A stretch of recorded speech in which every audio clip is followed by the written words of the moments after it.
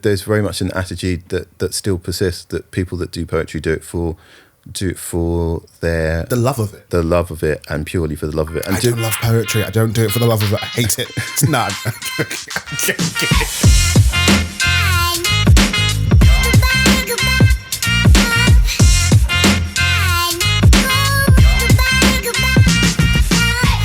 Hello and welcome to the Process Podcast, the podcast where I'm talking to different creators about creative things. This is as close to an intro as we're ever going to get. I mean, to be fair, it's probably been harder not having a proper intro than trying to make a different excuse for one all the time, but that's what we are. I am your host, Tyrone Lewis, and today I have a wonderful guest on me who I've now chosen to give a nice little nickname, given their recent injury history. I have the Ledley King of the poetry scene with me.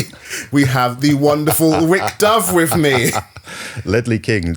Sorry, Darren Anderton, surely. I mean, like you still keep delivering though. Like even with the injuries, you still keep coming. Like you will no training sessions, but you're still going to be there on the day. I'm giving you Ledley King for that one. Fair play, Ledley. Cool. Well, so how are you today then, Rick? Yeah, not too bad. I've just come across London. It's the 11th of November, and just for posterity, 11th of November 2023, it was the time that the Fash decided to turn up to protect the cenotaph. I've seen quite a lot of them today. That's been quite good fun. I mean, the worrying thing is at some point you have to be specific over which time the Fash came to come into town, because it's going to happen a fair bit. Yeah, so yeah, we just came through town, and yeah, it's bedlam. There's "England Till I Die" being chanted on the streets, which is a bit scary, but yeah, we're all good other than that. Yeah, we like living here. Well, on hopefully lighter news, the way I like to start off these podcasts is going into how we first met each other.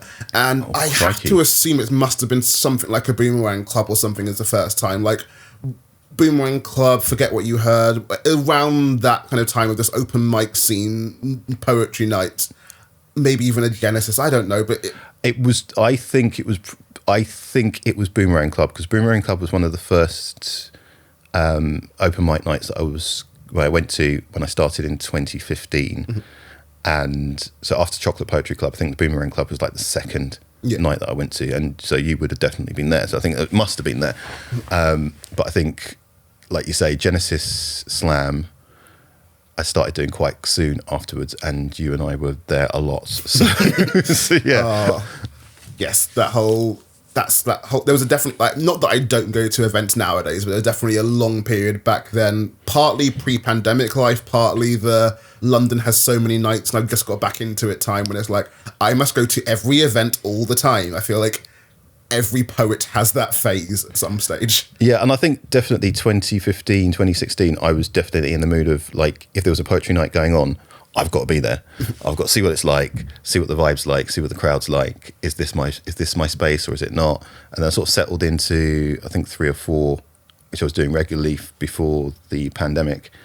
And yeah, I think you were all of them, to be fair. So, yeah. I mean, I do live on the London scene. Yeah. To be fair, I live in central London. Getting to most places is easy for me. But yeah, it's that was your first experience being a poet on the London scene?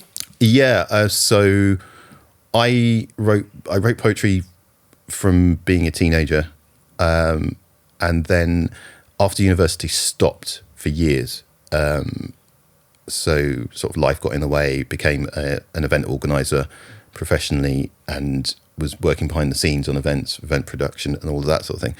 And then end of 2014, started writing again and started on Twitter.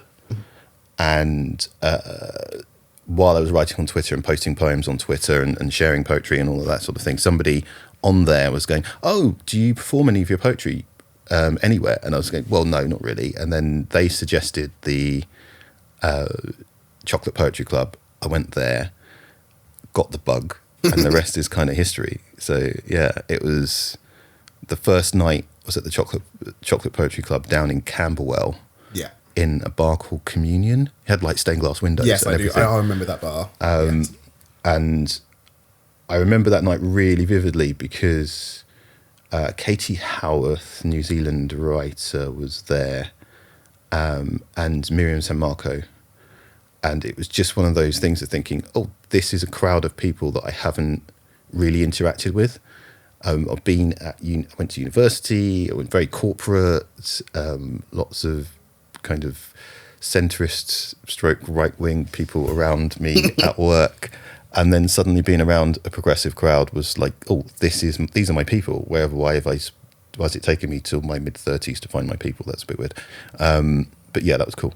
Nice. Well, let's do this officially as we go into our timelines section.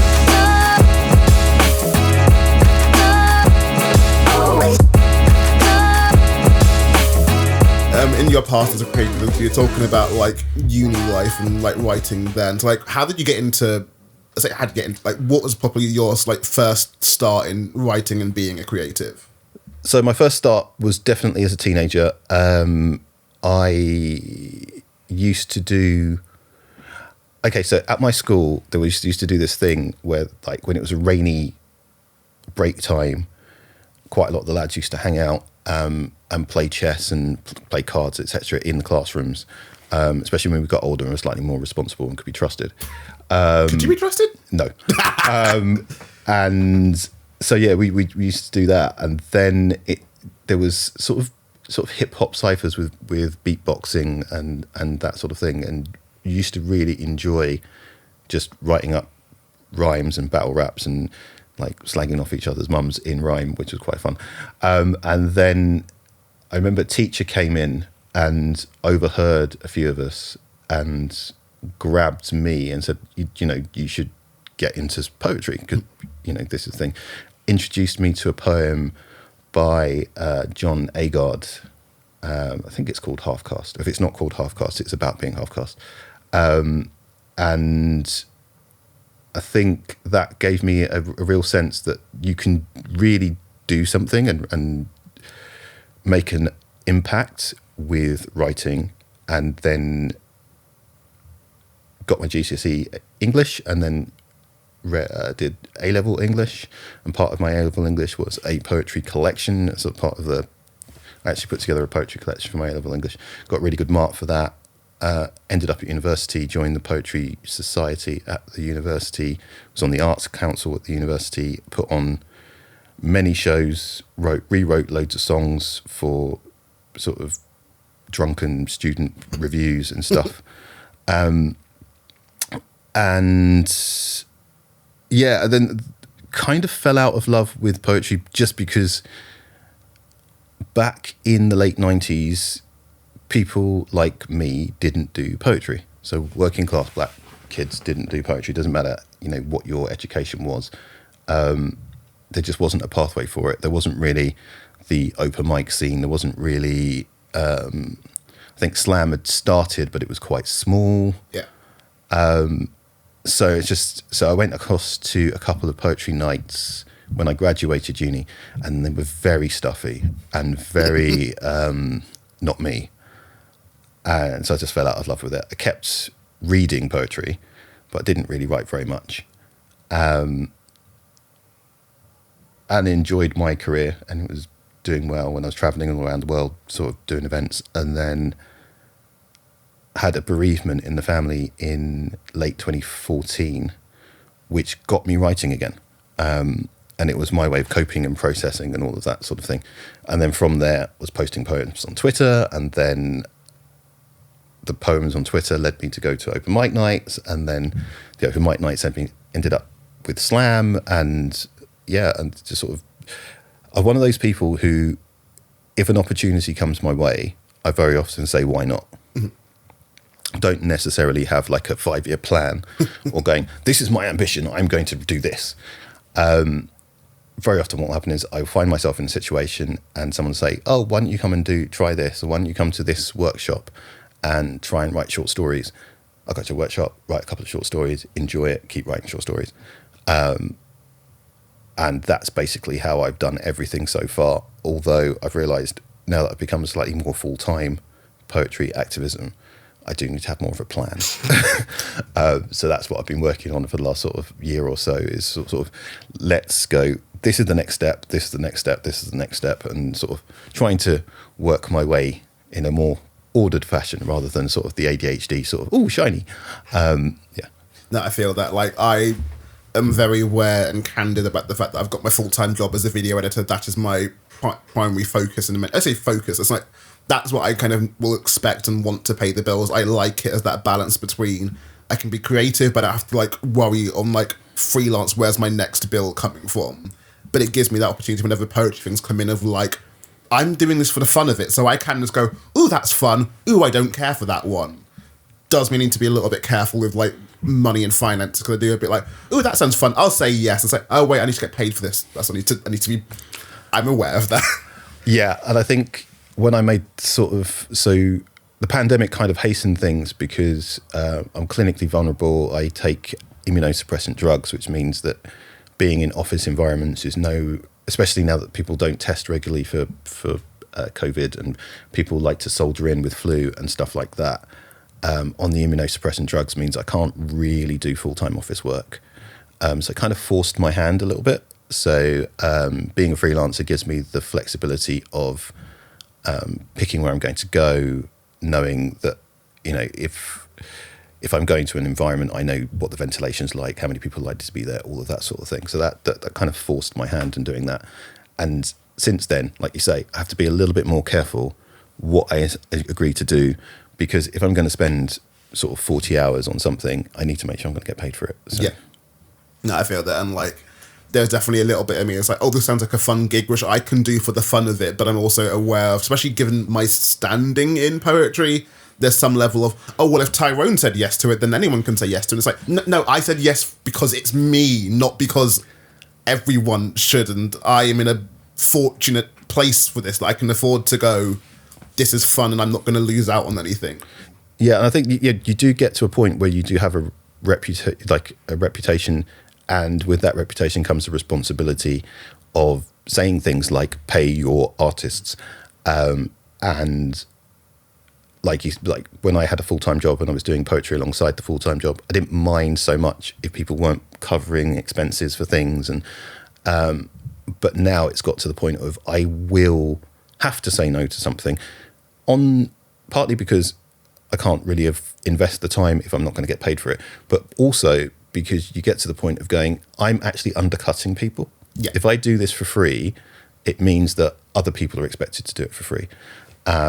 And then that's dangerous because, people should be able to make a decent living. I wouldn't say good living, but people should be able to make a decent living from being a creative. And it shouldn't be the case that we're expected to cover the cost of things.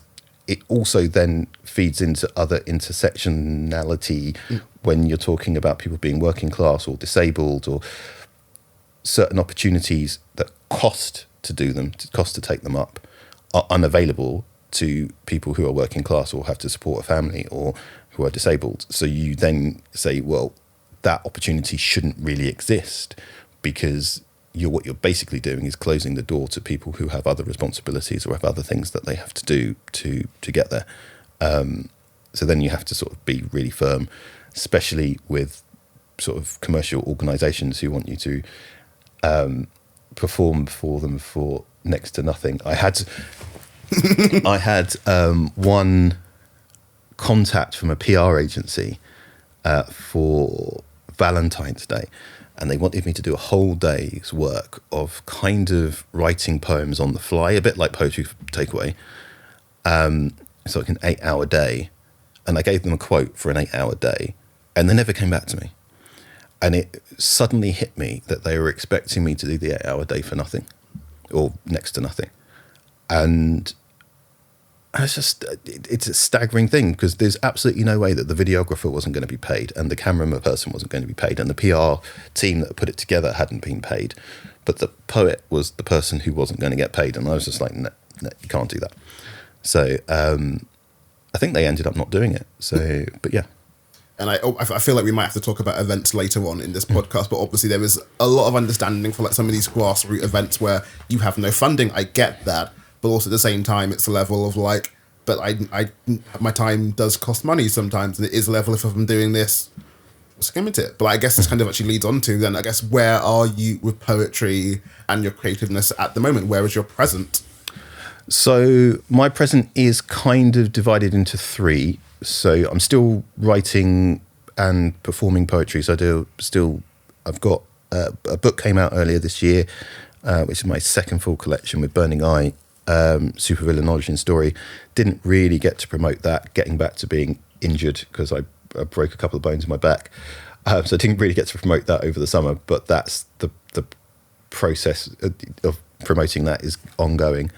But I've also started a collective with a couple of other artists in other disciplines for queer and disabled artists called Queer Stage Revolution. And that's been bubbling along in the background for most of this year. And the website is coming close to being finished. We've done our first couple of events, and that's looking really good. So that's going to be kind of a bit of advocacy, a bit of promoting queer and disabled artists across the place, making sure that things like disability riders are done, and that sort of thing. So that's the other bit. And the third bit, which is the planning for the future, is I'm starting to practice writing longer form. So I started writing short stories, and I've fleshed out the idea for a novel. So I'm sort of in that kind of, what's the next step? The next step is probably taking it to writing some prose and going that way. Well, this kind of also seems to lean into your future as well, of like, what is the future for you? And like, what has been the whole, shiny things for a while now. We're now going into the, okay, fine, I'll have a goal. Yeah, I think I like the idea of having something to go for. And I think the longer form writing is something which probably it's probably the thing that I've always kind of wanted to do. And very much, I consume various genres of sort of novel and movies and like a voracious thing. So fantasy, science fiction, pretty much a completist. I think I've seen pretty much every science fiction film on Amazon Plus and Netflix, and pretty much every horror film on Amazon Plus and Netflix. So I'm very much, I enjoy that sort of thing, and I think I'd quite like to turn my hand into sort of writing stories along those sorts of lines. So yeah, that's the next step, and that's starting to bleed a little bit into the poetry. So supervillain origin story, there's a few darker, more abstract, more, so there's sort of darker narrative stories which sort of based around sort of dissociation and the supernatural and that sort of thing. So yeah. And like with this kind of like looking into longer things, I'd be saying much more prose stuff than we are doing like a one person show kind of thing, or anything theatre related in that sense. Well, I have got a project which kind of has to be done, and it feels like a bit of a millstone around my neck at the moment, to be honest. So my great aunt Evelyn was the first first woman of African descent on the BBC radio in 1925. They put a blue plaque up to her in Battersea, end of September. And so I've been writing a sort of a one-person sort of fringe type history lecture type show, spoken word type show about her life and about how that's affected my creativity. And that's going to be about sort of 45, 50 minutes, which I think is pretty good for a fringe show. It means I'll be able to take it up to Edinburgh, do it at local fringes and stuff like that. And that I've got a deadline of 25 to get that finished so that it's ready for the centenary. And so I've been working on that, and I've got the most of it written, and then it'll just be a case of like leaning on people that do sort of dramaturgy and stuff like that. So come and see this and suggest how I do the movement on the stage and all of that sort of thing. But I like to pay people, so it's a case of probably the next step off to develop that. The next step will be DYCP or project grant from Arts Council, Some funding in it, doing some research and development, all that fun. Research and development, rehearsals, paying someone like Kayla to come and watch me and give me direction, that kind of thing. So yeah. I am very much in that phase of I can do all the things myself, so I don't need to work with other people. And it's like, no, Tyron, you do need to. Sometimes it does help. Yeah, like just doing things of like doing process, and it's like, I have a co-host, and that makes things run a lot better. It's like, yeah, no, that's actually kind of good to do. Honestly, I love the energy at Process, and I have to be really picky and choosy with being like vulnerable about which events I go to, and Process is one of the ones which I will make the effort to go to, even though it's a massive slap from where I live. It's a massive slap for a lot of people, to be fair. Like when we were getting the venue, it's like, Hackney Wick. I love it, but I know, like, it's great, but I think the thing for me is, like, Process it's a brilliant and it's really energetic night. It finishes, and then I get home. And the thing about the time when I get home, by the time I get back to where I am, everywhere that sells food is shut. And it's just like, if I'm hungry when I get back, I'm going to bed hungry. It's legitimate. There are many other reasons why, but it's one of the reasons why I really love going to goddamn Poetry Jam. It's local to me. I can walk back from there if I need to. And on my way back, if I'm choosing to get the bus was right outside a pizza place. We love that. Also why I love Spoken Word London, because they have a lot of like pizza and fast food places open till late around Dalston. It's like, yeah, that kind of is invaluable for locations for an event. Yeah, I mean, I'm in that space of like this, where southwest or south of southwest London is very sparse with regards to poetry nights. So there's a few in southeast. So you've got like in the Peckham area. And then you've got this one at Batsy Arts Centre, which I think Kareem is involved in, Kareem Pockins Brown.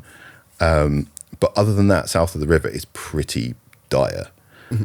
So I spend a lot of time coming back on very late tubes or very late buses from events in East London, which is fine, but it's just not something that you can do more than once a week. I feel that, like, I try and make a good presence of going to lots of events, but like even...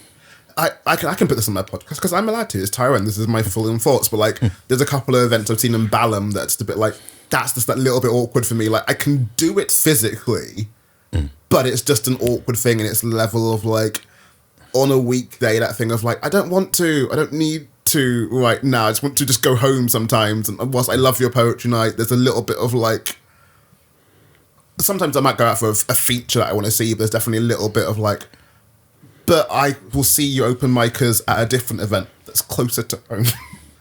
Yeah, I think that, like you mentioned the nights in Balham, like I haven't been to any of the nights that have happened around there, and I've been really annoyed with myself that I'm not connected enough to find out about those events until after the event, and it's just like like there's one at a bookshop that's just opened. There was one at a bookshop that just opened, and I found out about it by a social media post of people that had been to it, and it's like, that's really annoying, because if I'd known the week before, I would definitely have been to that, because I can walk home from there. I forgot what it's called, but I think like Ellie the Satch featured at it recently, also Perry's featured at it, but I feel like I'm aware of that one, and it is a relatively new one that I don't know if it's officially monthly yet, but is in that zone kind of.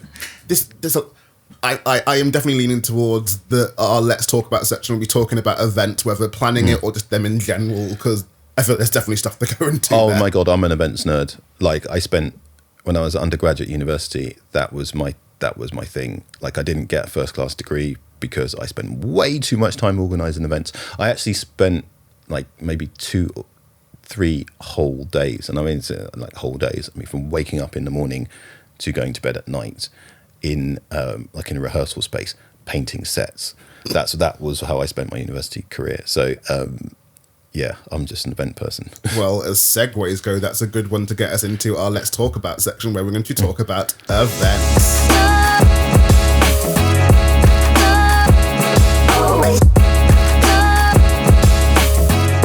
I don't think of where to start with events, because like there's so much to go on, whether it's big events, small events, everything in between, attending them or whatnot. So you are my guest. I'll let you get... You are the guest and you are the event nerd. You get to pick where we start on events and what we want to talk about.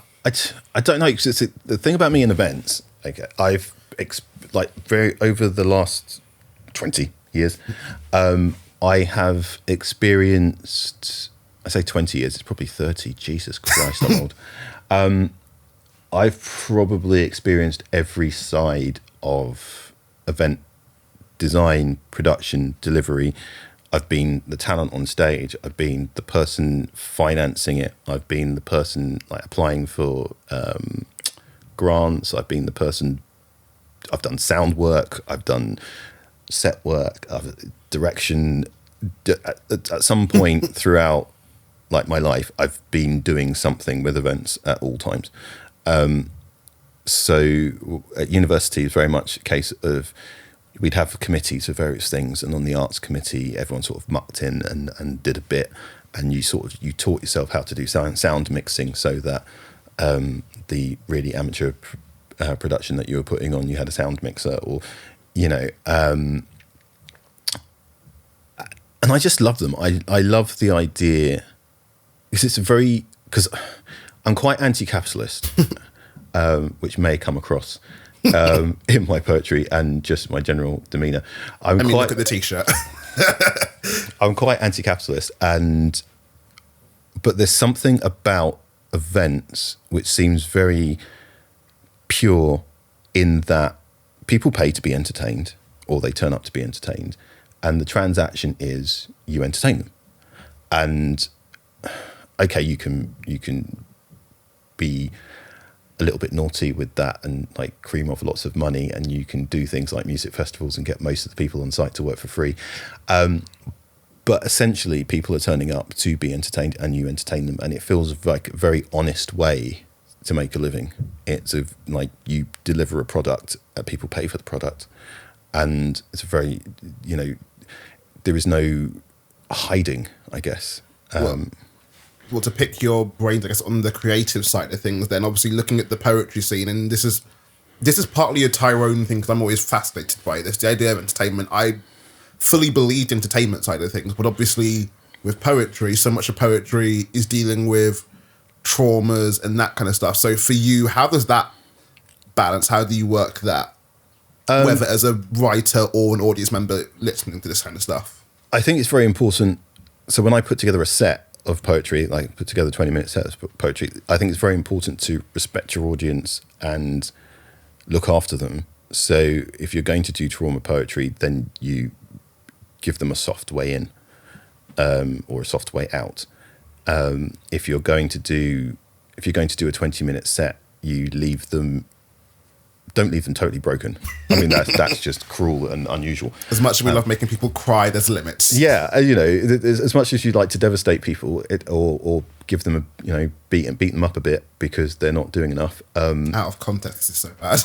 It is very much a case of you've got a responsibility as an entertainer to look after your audience. And I think when I see new poets on the scene, I feel very often that they kind of do it for themselves, and they don't realize that they have an audience to look after. And people sort of pick that up as they develop, and they go, actually, do you know what? I can't leave my poetry audience feeling sad, so I'm going to give them something else. Or I think when I put together a 20-minute set and it's really, really political, I make sure that the segues between the poems are really funny. Even if it comes down to telling terrible dad jokes, and you Jake Wild Hall style. Jake Wild Hall style. There is very much a case of you've got to give people that fluctuation of mood. You've got to give them, you can't just beat people up constantly for 20 minutes. It's just not. And I guess with the event stuff, then looking at the London scene, like, it's given your involvement in events all your life, pretty much that kind of thing. Like, have you been tempted to properly run a monthly London night, or is that a level of like, I need a break, I like just enjoying this? I think I would like to run a night. Whether I'd ever run a monthly night is not, so I don't think I'd ever want to run a monthly night. I think a quarterly night would be quite good. I've got a format in mind for a quarterly night, which I think could be quite fun, which is along the lines of a slam, but it's more like poetry prize fighting. Nice. So some halfway between battle rap and poetry slam. So it would be a case of the audience votes per round on each poet, and then they win a round of 3, and that poet wins the prize fight. And I think that would give people the opportunity who've been slamming for a while to come to an event, have that buzz of being in a slam, but not in that, oh yeah, I won this monthly slam thing. It's kind of like, So I quite like that format. which I'm toying with, and I think that'd be quite nice. You couldn't do that monthly because it has to be special, price fighting. And also, if you did it really well, you could get really big poets to do it. This is something which I can envisage a Roger Robinson versus a Joel Taylor as the headline bout, which would be absolutely insanely brilliant, and everyone would come and see that, and it would be a slightly different way of getting them to present their poetry. So I guess that's the thing as well of like just talking about the idea of like the fact that there are monthly nights, quarterly nights, weekly nights, stuff like that, and like I feel like they all serve a place. Like for you, like what are your thoughts on them? Like what is the purpose each one of them serve? Because I feel like what you expect from a quarterly night is different from what you expect from a monthly night, and so on, whether it's the quality of features and that kind of stuff. Yeah, I think the more frequent it is, then the more leeway you have in terms of who's going to be there, how long it's going to run, how tightly it sticks to time, how much you charge, and all of this. I'm aware of that. All of that sort of thing. It's kind of like because it's more about the community than it is about the night. So like a really regular night, it's more about getting the same people in the same space, and they all share their poetry, and you can have running jokes and not a cult and all of that sort of thing.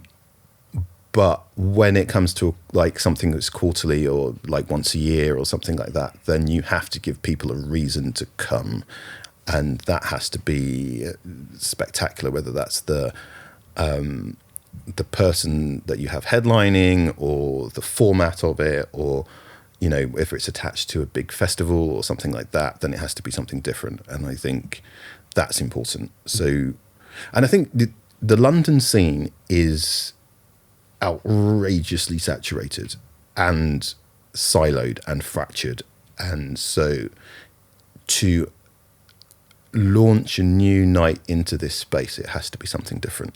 I think there's quite a lot of open mic nights, and there's quite a lot of open mic with feature nights, and there's quite a lot of slams, and I think if you're going to do something now, it has to be something different, and I think that's where my thinking cap is at the moment. So like I have a bit of time.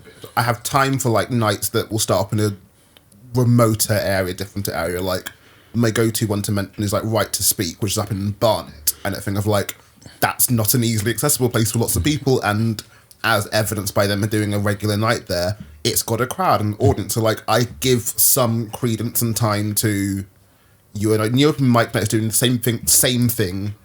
Very much quotation marks for people that audio listening to this. You're doing the same thing as everyone else, but it's a different location, so that at least is something there. Yep. It's when it's like, but you're 2 doors down the road from this other one, or without naming names, and careful, Tyrone, because like nights, like when there are poetry events that are run in the exact same space, but at different nights of the week or month, it feels a bit like you've got to be producing something completely different to try and justify that, because that feels confusing to me a little bit.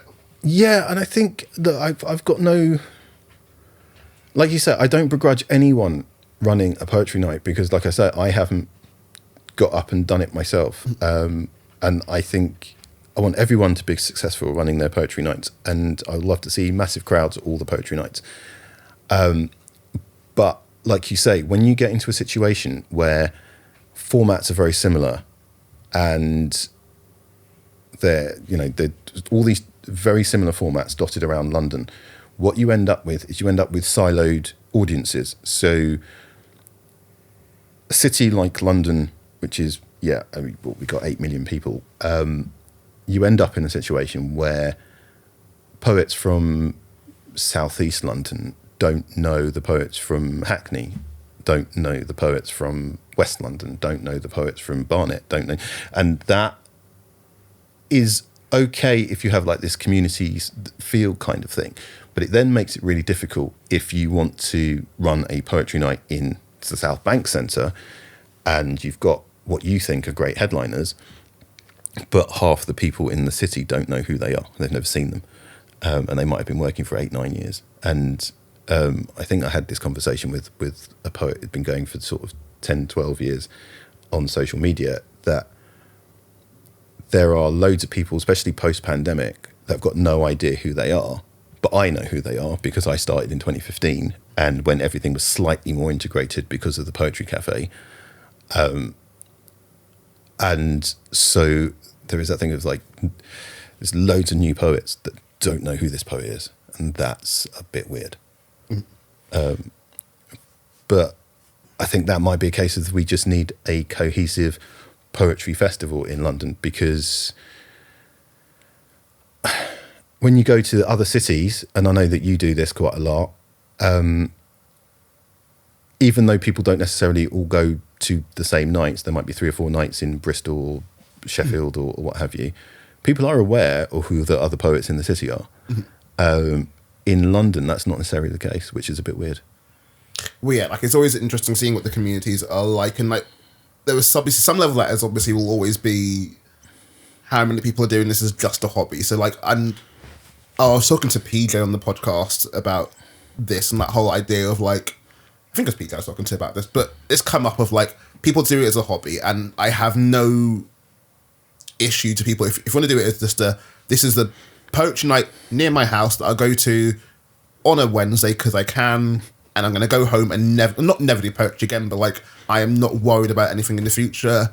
I don't begrudge you for not knowing who Jasmine Gardosi is, etc. But the moment you kind of start wanting to have any ambitions in poetry and doing more, it's like, okay, now you just do your research, know these people, learn this community. If you're going to start questioning, why aren't these nights featuring me?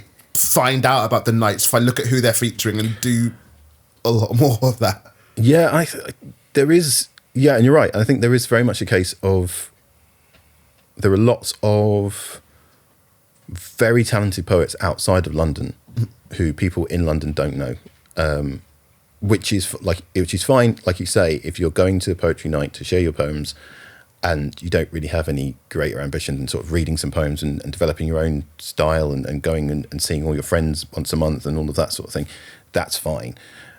If you are then thinking, I'm going to start running a poetry night in London, you should probably find out a little bit about the poets that are in Scotland and the poets in Leeds and the poets, because you need to be able to put features on in your night that aren't just your mates.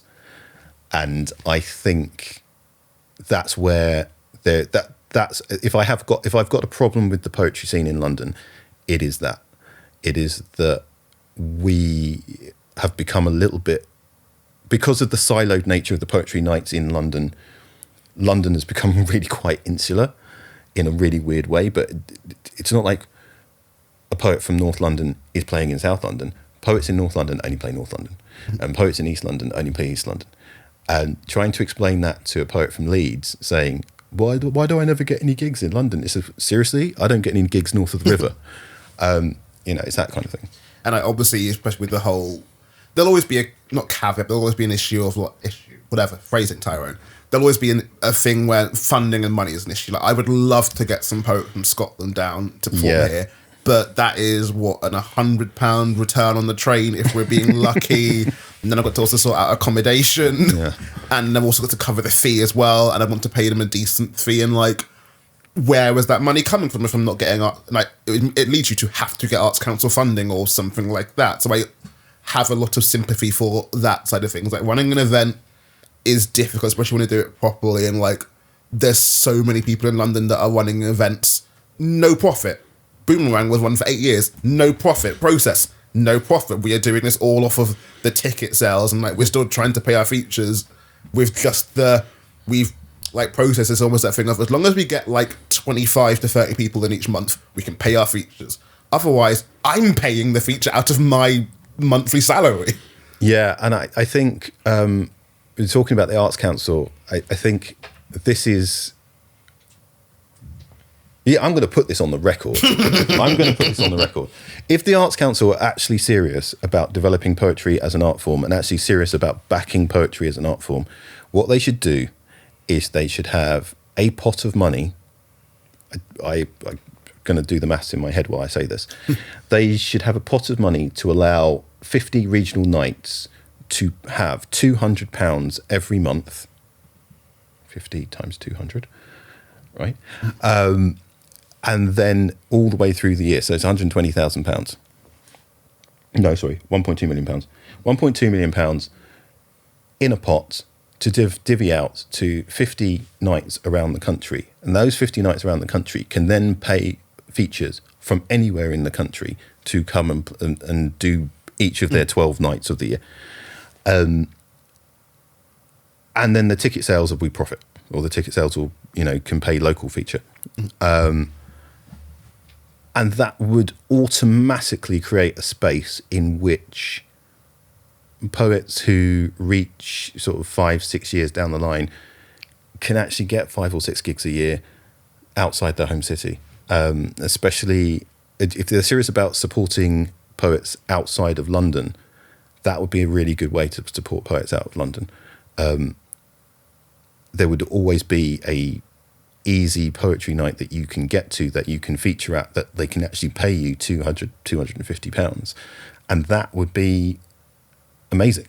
And that would be but what they tend to do is, do DYCP here and a project grant here. And it seems very, very ad hoc. At the moment, it feels like the scene is relying is the wrong. Yeah, no, in fact, the scene is relying on 4 or 5 different nights to champion it themselves and be the ones to get the Arts Council funding. And I'm not saying it's just these nights, but you're almost relying on having to wait for Loud Poets or Bad Betty, or I think A Lovely Word in Liverpool as well, that get arts funding and have money to bring people in, raise the bar off and get some money in. You're waiting on 4 or 5 different nights across the UK to be the ones to have to pull everyone up and bring everything in. If they're not getting the grant, the money, then who is? I've seen recently Mind Over Matter got their Arts Council money into doing their slam similar to what the Loud Poets did. And again, that thing of cool, because they're going to different places, that can help bring something, but you need to it's only them because they've got the Arts Council money, and it's the effort put on each event to have to try and go for that is a lot. Yeah, I think, it would be interesting to see what would happen if just for a couple of years that's what happened. Just for a couple of years. It wouldn't have to be for a great deal of time. Just to see if it would be possible to get nights up and running and promoted, and that kind of field of dreams, if you build it, they will come. If you had a regular poetry night in your town that got the best features from across the country in your town, let's say, for example, because I was down in Exeter, down in Exeter just last month. If you have a night at your local theatre and it always has the best features in the country coming to your night in the local theatre, people will start turning up. Well, I'm trying not to put them on a pedestal, but you look at what the Loud Poets are doing. I am Loud, technically, but you'll always be Loud Poets. Yeah. I love your branding. You'll always be Loud Poets to me. I'm saying that now. Sorry. You look at what they're doing, and they've got the regular space in Edinburgh where they are literally bringing up poets. And yes, part of that is they've got Creative Arts Council, Creative Arts Scotland. There we go. Money coming in, so they can do that. But you look at the audience numbers and they're doing well. I'm cool. Whilst every night that might not be an actual official sellout, they're doing well, and that's without. And again, not to name or shame people, but they're whilst London has things like Outspoken at the South Bank Centre, that admittedly is the South Bank Centre. That has a different weight to it, and I respect what they're doing, but that feels like a different conversation when you're doing that kind of stuff. Yeah, I think actually, if you're having a conversation about poetry events, in London, you almost have to take Outspoken out of the conversation, because if you're at the South Bank Centre, you've got a guaranteed audience. It doesn't matter. That's not to shit on any of the producers. They still have to put the work, and they put the work into get there. There's all a lot. Of that. It's an amazingly well run event. It's taken Anthony so long to build that thing up, and it's a fantastic thing that he's built. But I'm going to sound I hate Outspoken on this podcast. No, this episode, it was the episode I had with Elle that's not been released at time of recording, but will be. I don't hate Outspoken. I don't. This is just a. No, I have to say it's that thing. No, I get what you're saying, but you almost have to take them out, because it's the South Bank Centre is such a draw that it almost becomes. We're talking about Loud Poets. The Scottish Storytelling Centre is such an amazing venue that it's a draw. People will give it a go because it's at that venue. It's the prestige of where, like, there was something about these that's actually to try and interesting. I know I want to go in my head now. You look at some of these events, and I have no shade towards them because you find the spaces that will get you, etc. It's so hard to find a space that's willing to put up a poetry event in the first place. There is that thing of, as an audience member, there is some level of, oh, this is an actual professional theatre or space. Yes. Therefore, I will trust and will, again, without putting things, like, you look at the fact that the Albany can program stuff, there's a level of, oh, this is the Albany, so it makes sense. It's at the Roundhouse, I'll go to that. It's at a Rich Mix, I'll go to that. Yeah. When you're trying to get them, and I will say this is getting them to come to your night in the bottom of a bar, is a different challenge. And it's not just the challenge of getting people to go to a random back room in a bar. You've then got issues with accessibility. Yes, I get to bang that drum. You've also then got the issue of genuinely accessible spaces. So the Outspoken, Scottish Poetry Centre, the Albany, Rich Mix, they're genuinely accessible spaces, and therefore the audience can be made up of everybody, and so can the performers be made up of everybody, and they're genuinely accessible spaces. Once you get into a situation where you're in the upstairs room of the Rutland, where we met at Boomerang, you can't. That immediately closes you off to a massive audience. Then you've got. I remember the Chocolate Poetry Club were at a pub in Camden. Yeah, the Camden Head. Yeah, Camden Head. Not Head. Camden Head's a different one. But yes. And Camden Eye. Yes, that one. And good Camden. Fucking hell. And the toilets were all the way downstairs, and their event was all the way upstairs. And it's a fucking small staircase as well. And it's a tiny staircase. And going back to the Ledley King thing, when I have had issues with my muscle condition, and having to use a stick and thinking, oh, I need to go to the bathroom, and I have to do 3 flights of stairs. That's not something that I could do on a regular basis, and I could only do when I was feeling at the top of my game. And so, I think the venue spaces are hugely important to the event, and it's almost as if I think poetry being this kind of underground community kind of thing limits it in terms of what spaces it can book, which then limits it in terms of who can actually do it, which then it has this horrible sort of self-fulfilling prophecy that you can only have the small spaces, which means you can only have the small crowds, which means you can't really pay the people to do it, which means that only people that can afford to not being paid to do it and then as of filming this on Monday, I went to go to Everything, which is Ellie's night in Waterloo. Had Gazem Gardosi featuring. He's at the Walrus pub and hostel there. Yes. Fills the place out. You've got 70 plus people, standing room only at this stage, and it's probably just in the main thing of the pub. That night has been consistently getting that many people, but it can't go anywhere because the level of it's just in a pub and we have nowhere else to go. And one of the things with that is a level of, and this is also where accessibility comes into it in a not wider sense, but other senses, like you've got accessibility for the crowd and the performers. Then you've also got like the producers and people putting on the night of like, I can't go to the Richmonds because that cost me too much money and I can't afford that. So now I have to go, I've only got this much I can put on the night while still paying my features. So I now have to go, either I don't do the night at all, or I have to sacrifice this to then do this, which is the fun juggling act of producing an event. Yeah, and it goes back to that thing of like, if the Arts Council really wanted to back it, it would be nice to say, for example, them to all the community theatre buildings in the capital, for example, things like Camden People's Theatre, Theatre 503, I think it's called, in Battersea. Yeah. There are lots of theatre spaces, and if you paid each of those theatre spaces to have poets in residence, omnibus in Clapham, all of them to have poets in residence all the time that would put on regular poetry nights, then you get round the, oh, we haven't got the big enough space. You get round the, we haven't got an accessible space. It's that thing of, it just requires a slightly different thinking, I think. I would have adored. There was a time when I had an open mic night at the Canada Water Theatre as part of the Albany stuff. Yeah, I remember that. Which was nice to have as a little space, but that thing of like, that felt like the first step, and like Off the Chest has done brilliantly in that they've worked the Albany as well with their Arts Council funding and been able to go into the main space of it as a regular thing. And it's like, but even then they're not monthly there, and now Theatre Peckham owns Canada Water Theatre, but that thing of like, there was a moment where like, they've got a really nice accessible space here, it's probably got a stage and all that kind of stuff.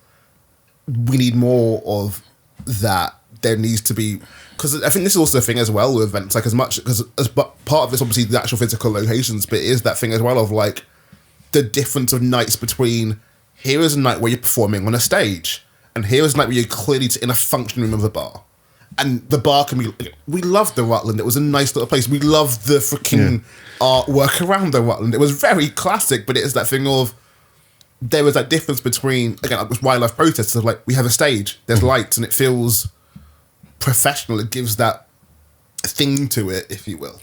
Yeah, and to go off on a slight tangent here, but related, is that for 4 or 5 months of every year, you then have the music festival circuit that comes along and goes, oh, come and do some spoken word and poetry at our music festival. And I'm not going to name them because politically that would be really bad. But there are music festivals who will pay £50 and a festival ticket and expect a poet to be on site for 4 days and do performances over a couple of days or whatever. And that's just not acceptable. It's not accessible. I suppose it's not acceptable. I don't think it's acceptable either. But it's not accessible for people with childcare responsibilities or disabled people. Or so the music festival industry comes along every year for 5 months and basically skews the spoken word scene in that some poets get to do the music festival circuit and other poets don't, and that is a bit disturbing. Mainstream is a different conversation, but poetry is definitely seen as much more a thing that's viable and valuable that people will look into. Like, I'm not saying it was fine 5-10 years ago when it was still a bit more of a novelty, but it's definitely seen as, okay, people know what it is now. This is not such a new thing, so there's definitely a level of like, cool, we should be paying this. The challenge, like, with the festivals, I'm always curious, the thing of like, I'm not hoping, but like, it feels like, oh, festivals are scamming everyone across the board kind of thing. You can look at it as like, oh, that musician's actually not getting paid that much, or you have a random aerial artist there also not getting paid much. And it's like, music festivals just in general kind of thing are like, this isn't great. And like, you look at Edinburgh Fringe and like, pretty much no one does Edinburgh Fringe to make a profit. No, and you're absolutely right. And I think the major difference is, I think, with the music festival industry is when they don't play if you're not paying your musical artists at a music festival because they're sort of low-level artists or they're new, they're emerging or whatever, they're not getting paid. They are in a space where people have come to listen to music, and therefore, if I'm a musician and I'm at Glastonbury and I'm in one of the smaller tents on a smaller stage or whatever, and 200 people turn up to see me, and I get to go viral, or there's an A&R person in the crowd because they turned up on site with Dua Lipa, for example, because they're their client or whatever, and they see me, that can be the big launch. If I'm a poet at Glastonbury, and I'm using Glastonbury as an example because it's the biggest one and everyone knows it, but if I'm a poet at Glastonbury and I'm performing to a stage of 250 people at Glastonbury, most of the people there, I can't imagine anyone goes to Glastonbury for the poetry. So nobody has gone to see poetry. As much as they might enjoy my poetry, as much as that poetry might go viral on TikTok or what have you, that's not going to help my poetry career specifically by being at Glastonbury. So the idea that I'm doing it for exposure is insane because I'm not actually getting any exposure. So it's like, it's that thing of like, again, I don't think anyone should ever just be paid in exposure. And I don't want to caveat that, but the level of like, I don't think anyone should be paid just for exposure. but there's definitely a clear pipeline at Edinburgh Fringe for comedians where exposure does help. Yeah. I don't think it should just be that, but there's a clear evidence of that being a thing. The clear evidence of musicians at festivals where that is a thing, etc. Poets, we don't have that. And some of it's, and like, obviously some of it's just a industry level thing of like, but where are poets meant to be going in the first place? There is no one to, there aren't really poetry agents to scout you in that kind of a way. So there's definitely some level of that, but there is also some level of pay your artist, do that properly. Yeah, I think there's very much an attitude that still persists, that people that do poetry do it for the love of it, and purely for the love of it. And I don't love poetry. I don't do it for the love of it. I hate it. No, I'm joking. To be honest with you, I've never met a poet that hasn't at some point gone, do you know what? I fucking hate poetry right now. I need to give it up because it's hard work. It's not.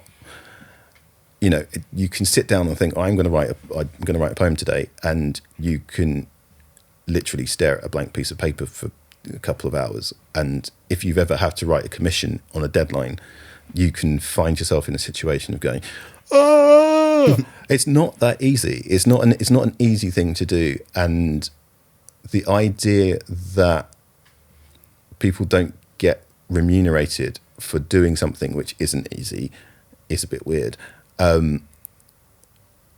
It's hard work. You have to do lots of, hard pulling things out of yourself, discipline, sitting down until something is finished. There's lots of editing, there's lots of research, there's lots of reading of other poets, there's lots of consuming of other poetry. It's not just, oh, do you know what? I've just come up with a really nice rhyme. I put it in my notes app and that's it. That's not how poetry works. That's how it starts. Absolutely, that's how it starts. That's how when you're going off to open mics and all of that sort of thing. That's how it starts for people. But once you get to the point of, oh, I've got to write a poem today, or I've got to finish this book, or I've got to help this person with the editing, or it then becomes a job. And once it becomes a job, it should be paid. That's part of the main reason why I've never looked or wanted to do poetry full time. Like, I don't want to have to write a poem to pay my rent. That's always been my whole thing. I don't want that pressure. No, it's not as simple as that. No, I'm shaking my head because I'm literally going, no, you're absolutely right. And you can never be, I don't think you can ever be motivated to write a poem because you need to be paid, because you've got absolutely no idea when you're going to get paid for it, unless it's commission. Yeah. Unless it's commission. And even then, commissions, hey, take that time. Universities are the worst. Yeah, and don't work for an institution with a finance department because they will take ages to pay you. But you will never be able to sort of sit down and go, right, I need to write a poem, and I'll get paid £15 for that poem, because it just not happen like that. It doesn't work like that. So you end up doing, as a full-time sort of artist, you end up doing a lot of poetry adjacent work, which is what I do. Been doing a lot of workshops and consulting and editing and that sort of thing, and that you get paid a wage for that, and that's cool. But you don't get to do that until you've written poems and people like poems you've written. And I think there is that kind of constant. I have never sat down to actually check it, but there's always that part of me in the back of my head that not worries, but finds it amusing. I feel like I've been paid more money to document poetry than I have to perform poetry. I have not ever sat down to check out my invoices and whatnot, but there's some level of, like, whenever people properly pay me to do a gig, partly because it's often arts council based, I'll get the real fee money, etc. Whereas I've done lots of small little features here, and I have nothing against them. They are wonderful. They are those dingy pubs or whatever, and like a lot of 50 quid ones versus 350 pound ones, etc. That thing of like, actually, I got paid more for this than that. And well, I can absolutely I can tell you this for a fact, because part of my admin this week was pulling out all of my invoices for my tax return. I got paid 3 times as much for poetry adjacent work, so workshops, editing, than I did for poetry features in the last financial year, and that is how it's always going to be. There's absolutely no way that that's never going to change. And I've got no issue with the level of fee that people pay for features. I think that's right. And I've got no issue with the number of feature nights that are around. I think there's plenty. The issue I have is that there are still too many people looking to pay an exposure. There are still too many people looking to exploit the idea of someone likes doing this, so I'm not really going to pay them. And I think we need to, as a collective, as a bunch of people who all work in the same space, and just out of sheer solidarity, we need to call that shit out. I get messages from people who say, "Oh, would you like to come and do a 20-minute feature at this thing? We're not really paying, but blah, blah, blah." And I'll always say no. I will literally always say no, unless it's for a charity. And then I might not say no, because if it's a charity event, it's a charity event. Simply because I want people to get out of the habit of doing that. You shouldn't, and it happens with lots of artists in lots of spaces. And it's like I said when we're talking about events, it's a very pure form of transaction. I produce something that you want, and you pay me for it. It's pure, it's honest. I produce something that you want, but you don't pay me for it. It's very dishonest. Yeah. So, I feel like it was Dean Actor, but I feel like I've seen Dean and maybe Yomi has mentioned it as well. That thing of like their outlook on what it is, they'll do like 3 or 4 free events per year, but that's because someone will. It's favors for a friend, if you like, and that kind of thing. And I think I've definitely taken that on board. Yeah. That thing of like, I want to get paid and whatever. Like, there are some friends, and like, again, it's more level of tell me the whole story, which is like, I appreciate at least a bit more. Someone will say, here is what the event is, here is how we're getting money, etc. We don't have any funding, we are literally just paying people from the door, so I can make up my own decision. Just the kind of expectation of just like you'll perform, and then we'll talk about fees afterwards. It was like no. Like, I like, let me make up my own decision. Admit, there's some level I feel like I need to be a bit clear with people. Like, it feels almost like a dick move at times, but I need to do sometimes level of almost going, I'm doing this as a favour for you. Let me be explicitly clear, this is me being kind, not doing a fee or doing it for this much less, or a friend's mate's rate stuff. Like, because there is a lot of that on the scene. There's always that. I mean, like, I go way back with loads of people, like I say, what we met in 2015, and you have relationships with friends where you go, yeah, I'll do that for you, as because you're a mate. And that's cool, and I have got no problem with that. And again, like I say, no problem working for charities for free. In fact, I enjoy working for charities for free, especially if they're progressive. And so I would always give myself an opportunity to, like, I don't want to ever close off that opportunity to do that. But it's that thing of, it's very important that it's very important that people are paid for their time. I don't know how else to put that. You pay people for their time. You're not necessarily paying them for their art even. You're paying them for their time. If I'm going to be on site at a music festival, I'm there for 48 hours, 72 hours, and you want to pay me 50 quid for 72 hours? Seriously. That's... Especially in a place when it's a different thing of like, again, try not to name names of events, but like, it's a different thing when it's a festival. It's a day festival, and I can go home afterwards. Yes. That 50 quid is still long for a day, but I can go and sleep in my own bed. We're fine. Mm-hmm. You asked me to leave the city I am living in to go to you for a long time in a place which is very inaccessible to other things. I'm going to lose my phone signal, so I can't do other work as well whilst I'm here, etc. Just like, no, like, it's one thing if I can still email people and sort out other things whilst I'm there. You're asking me to stop my other work for you for 50 quid for 2 days. Yeah, I did one music festival this year, Greenbelt, and their whole attitude was completely different, and it did make me realise how much is possible. Because I can't imagine that their budget for poetry is much bigger than anybody else's. But the major difference is that you have internet access. That's number one. You've got like the green room area, which is all Wi-Fi'd up. So literally you can sit in the green room area and do other work, which I did for a couple of hours on the Saturday and again on the Sunday. And so that means you don't feel like you're cut off from the world. They've got that Harry Baker money. Yeah. I'm joking. And you don't feel like you're cut off from the world. And I think that just changes everything. And then the like they gave you a couple of meals, and you know, when you're in that VIP area, the teas and coffees and beers are free, and you know there's a certain level of we're looking after our artists, even though we're not paying them very much, we're looking after them. Yeah.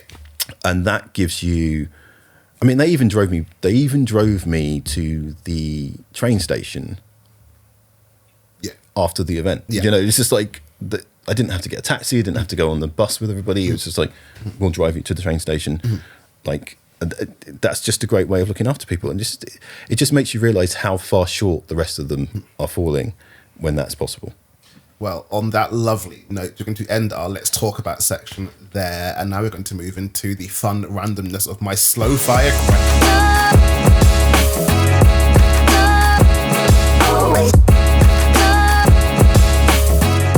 So now we are coming to our slow fire questions section. So I feel that most of you by this stage are familiar with my quick fire questions. I've got 100 questions. I try and get through as many of them in 3 minutes as I can do. But for slow fire questions, we're going to take our time and enjoy a couple of these answers so we can get into the weeds of them, if you will. I've never said that as a phrase before.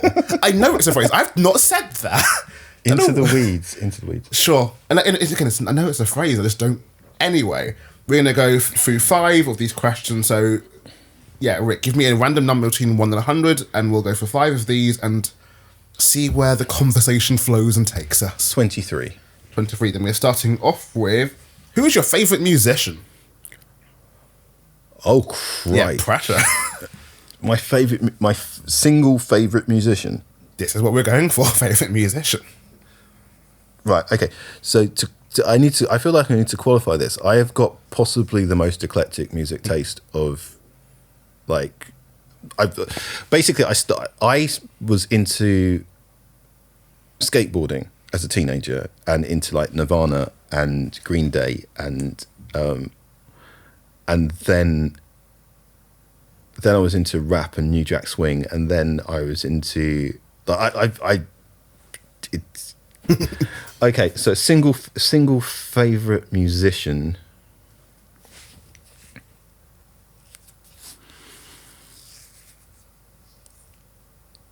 Single favorite music. That's right. Like so many names. Quick fire. so many names are just going through my head. Right, I've got so many names going through my head, and to pick one, it would be incredibly difficult. I think. Okay, I'm going to say, as a music artist, music group, the music that I most return to most often are The Prodigy. Nice. And that's probably because they straddle a lot of different genres that I'm into. So that's probably, I think that's the safest one. I get the logic behind that, a level of like, this is that almost that thing I have to listen to one artist for the rest of my life. Yeah. You give me a lot so I can have some variation. I respect that. Yeah, I think that would have to be it, because when Experience landed, Charlie Says, Fat of the Land, yeah, I think probably The Prodigy would have to be it. There we go. Well, before you question too much, give me another number, please. I'm going to change my mind later. 45. 45. We are going now with, do you think you're hot? No.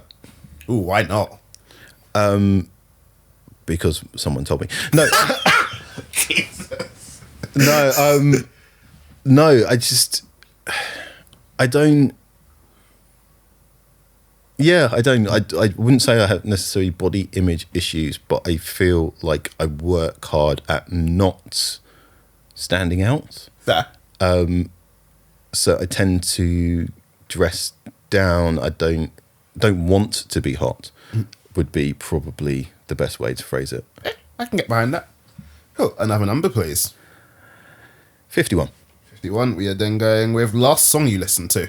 Last song I listened to was On the Way Over Here, and it was Boards of Canada by I think it's called Geodaddy.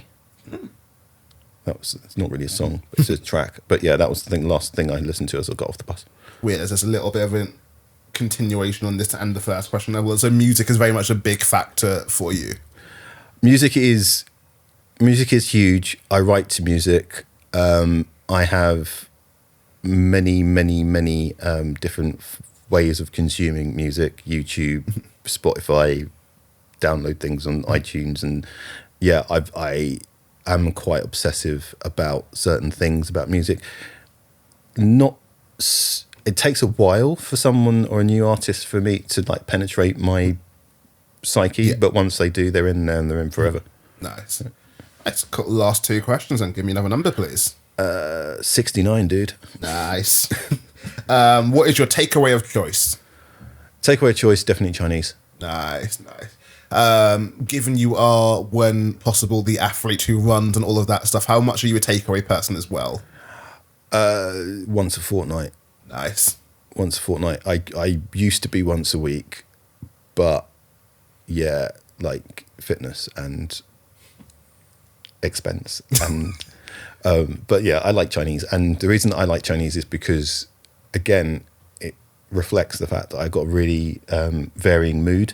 So if I want a Chinese, I can change what I order from the Chinese depending on my mood, and it can be very different. So there we go. Cool. And then our last question, please give me one more number. 73. 73. Then we are going to end. Oh, this is going to be interesting for the activist person. What poet would you elect as Prime Minister?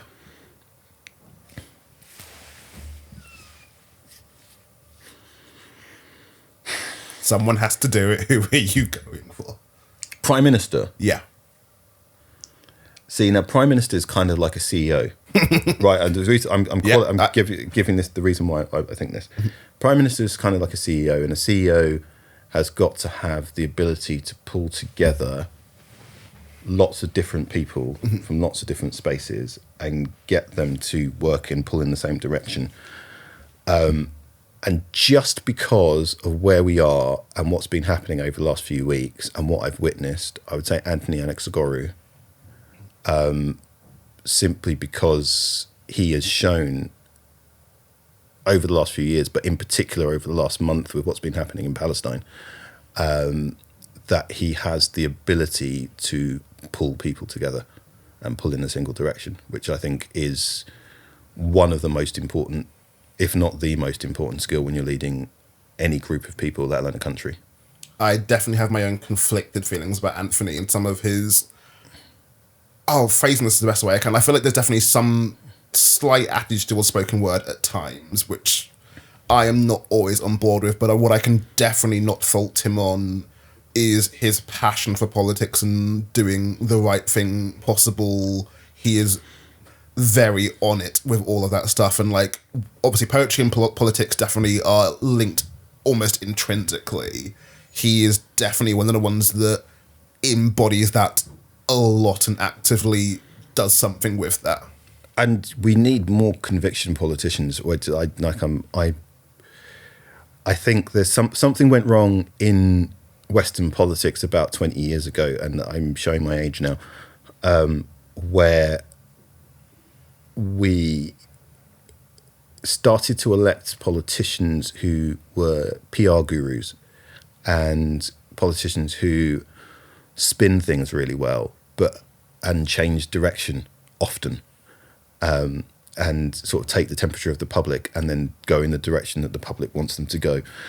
And we're lacking conviction politicians, and I don't know whether it's because we had some really awful ones for a while, but we're lacking people that have principle and stick to the principles, and even when it's painful, and we don't have enough of those. And yeah, I think we could do we would do really well to have more poets in politics because, generally speaking, poets can be very principled. So, two things on that to wrap up. I think I can't remember who said it originally, but one of my favourite quotes and ideas, which admittedly was used with like coaching sports, but I think is applicable to many other things, is the moment you as a coach listen to the fans, you are destined to sit with them.